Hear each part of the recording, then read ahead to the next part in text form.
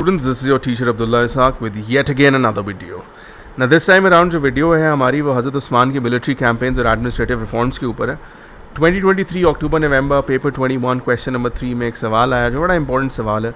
Variant number 1 है paper 2 का अक्टूबर नवंबर 23 का. Write an account of Usman's administration, हज़रत Usman's administration and military achievements during his caliphate.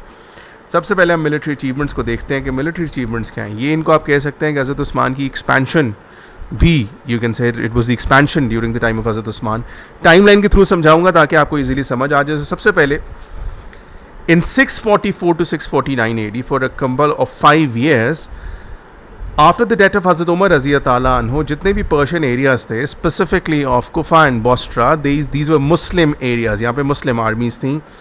They basically started fighting amongst themselves. इनकी internal rebellion हो गई. 5 साल लग गए उसको डाई डाउन कराने में. सो सबसे पहले तो ये हुआ.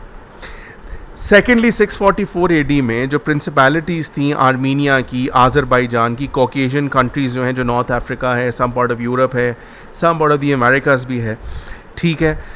इन्होंने क्या किया that they got back control of their land. एक टाइम पे मुसलमानों ने इनसे हज़रत उमर के टाइम पे जो है इनकी लैंड्स ले ली थी, लेकिन इन्होंने क्या किया कि 644 AD में हज़रत उमर की डेथ के बाद अपनी लैंड जो है वो वापस ले ली. नाम याद रखने, Armenia, Azerbaijan and the Caucasians. Alright, 5 साल लगे.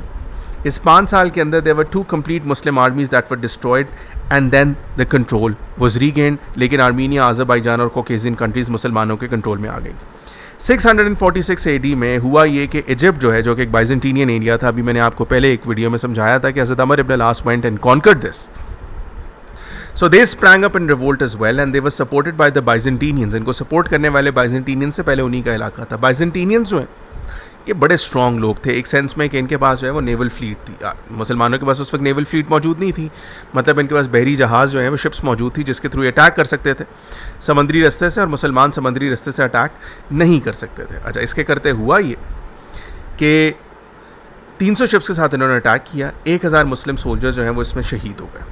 ऑलराइट, और 1000 मुस्लिम सोल्जर्स क्योंकि शहीद हुए तो हज़रत अमर इब्न अल-आस जो हैं पहले वो इसके गवर्नर थे इजिप्ट के, लेकिन हज़रत उस्मान ने आते साथ ही अपने कज़न अब्दुल्ला बिन साद को गवर्नर लगा दिया था.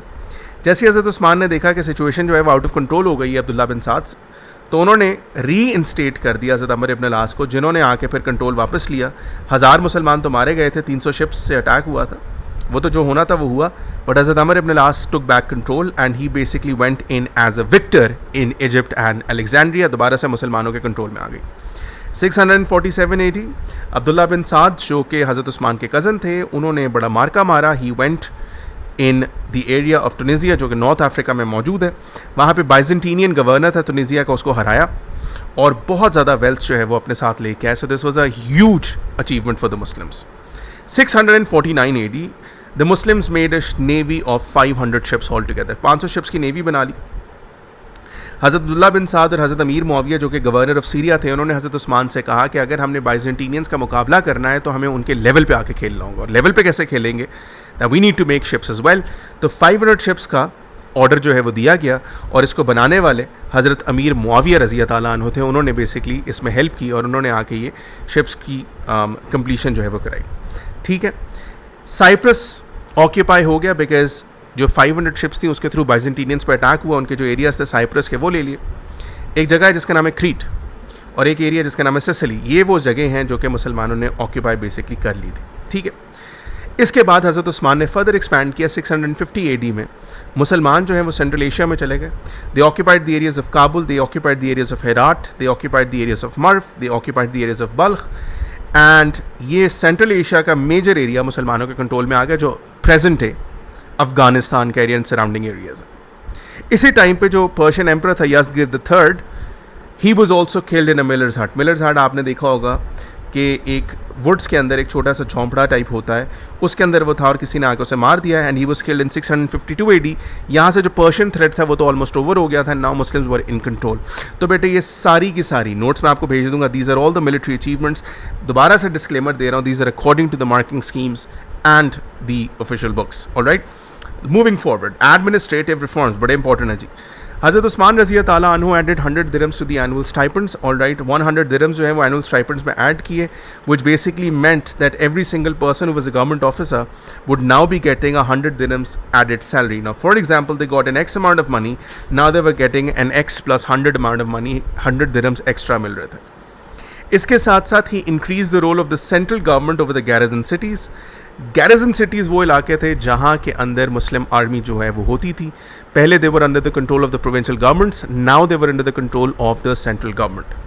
ठीक है, तो ये दूसरा रिफॉर्म था. एडमिनिस्ट्रेटिव रिफॉर्म बता रहा हूँ, मिलिट्री रिफॉर्म्स ऊपर बता दिए. थर्ड, ही ओवरहॉल्ड द दीवान. दीवान जो है वो रजिस्टर होता है जिस पे लिखा जाता है कि किस किस की कितनी सैलरी है, कौन कितने पैसे लेके गया. उसको हज़रत उस्मान ने कहा कि फ़िलहाल इसको रोक दिया जाए. उसको दोबारा से स्टडी किया गया और उसको स्टडी करने के साथ साथ हज़रत उस्मान ने कहा कि प्रोविंसेस के पास जितना भी एक्स्ट्रा पैसा आता है, for example the province needs 100 rupees and let's say they're generating 120, so the 20 extra would basically be going towards a treasury in Medina, and that is what was done. Apart from that, Hazrat Usman Raziyallahu Ta'ala Anhu basically split the role of the provincial governor. It started in the time of Hazrat Umar, but Hazrat Usman ने इसको further split कर दिया provincial governor के role को, और provincial governor के साथ एक और पोजीशन को ऐड कर दिया जिसको हम कहते हैं फाइनेंशियल एडमिनिस्ट्रेटर. फाइनेंशियल एडमिनिस्ट्रेटर का काम क्या था? That the financial administrator would look after the taxation. ठीक है, प्रोविंशियल गवर्नर पहले टैक्सेशन भी देखता था, वो उसके साथ साथ एडमिनिस्ट्रेशन भी देखता था. अब प्रोविंशियल गवर्नर का काम सिर्फ एडमिनिस्ट्रेशन था और फाइनेंशियल एडमिनिस्ट्रेटर ने टैक्सेशन को देखना था. And this help because the allowances increased by 25%. Let's say अगर किसी को अलाउंस मिल रहा है, हाउस अलाउंस मिल रहा है, तो वो पहले एक्स अमाउंट मिल रही थी और अब एक्स प्लस 25% जो है वो हो गई थी for the people that were there. इसके साथ साथ क्योंकि इतना बड़ा एम्पायर हो गया था तो there was a need of permanent secretariat. उसमें हज़रत उस्मान ने अपने पर्सनल सेक्रेटरी अपने कज़न को रखा जिनका नाम मारवान है. इसके साथ साथ मैसेंजर्स थे काफ़ी ज़्यादा हज़रत उस्मान के, और इसके साथ साथ उनके अपने और सेक्रेटरीज थे. जैसे जैसे एम्पायर एक्सपैंड करता गया, सेक्रेटरीज की तादाद भी बढ़ती गई. The other thing that he did was that he introduced the post of a salaried inspector of markets. अब ज़ाहिर है मार्केट्स क्योंकि इतनी एक्सपैंड हो गई हुई थी, somebody had to look at the markets. उन्हें इंस्पेक्ट करना ज़रूरी था so that rates of the commodities could be monitored, and that is why it was necessary to have an inspector of the markets. Apart from that, Hazrat Usman Raziyallahu Ta'ala Anhu did a number of public works.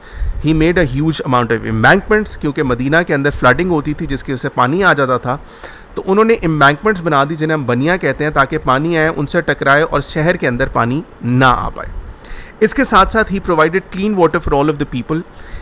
Apart from that, he made sure that there was land जो कि public markets के लिए reserve की जाए. ठीक है, वहाँ पे मार्केट्स बनाई जाएँ और इन मार्केट से रेंट जितना भी आता था that was used to feed the poor people जो वहाँ पे मौजूद थे. इसके साथ साथ हज़रत उस्मान बॉट एडिशनल लैंड ली, और उस एडिशनल लैंड में स्टेट ओन्ड हर्ड्स बनाए गए जहाँ पे हॉर्सेस जो स्टेट की हॉर्सेस हैं वो रहेंगी. इसके साथ साथ स्टेट स्टेबल्स जो हैं वो बनाए गए, और उसकी रीज़न स्टेट स्टेबल्स बनाने की ये थी कि जो भी गेस्ट्स आ रहे हैं, जो भी मैसेंजर्स आ रहे हैं, जिनके हॉर्सेस इन्होंने पार्क करने हैं तो वो वहाँ पे पार्क कर सकते हैं. इसके साथ साथ गेस्ट हाउसेस बनाए गए ताकि जो ट्रैवलर्स हैं वो वहाँ पे रह सकें. अच्छा, ये जो एडिशनल लैंड ली थी वो इसलिए ली थी ताकि state owned herds of horses हैं, कैमल्स हैं, they can pasture over there, वो वहाँ से घास फूस खा सकें. इन लैंड्स को बाद में मना बंद कर दिया गया, दे वर कॉर्डन ऑफ, ताकि जो ट्राइबल ग्रेजिंग होती है, जो बाकी भेड़ बकरियां हैं या घोड़े हैं, तो वो वहाँ से स्टेट ओन्ड लैंड में ना खा सकें. सिर्फ स्पेसिफिकली स्टेट कैमल्स और स्टेट क्विक फुटेड कैमल्स जो होते थे और स्टेट हॉर्सेस के लिए बनाए गए थे. इसके साथ साथ हज़रत उस्मान रज़ियल्लाहु ताला अन्हु एक्सटेंडेड द मस्जिद नबवी एज़ वेल. ज़ाहिर एम्पायर एक्सपैंड कर रहा है, मुसलमान ज़्यादा हो रहे हैं, तो there was a need of extending the mosque as well.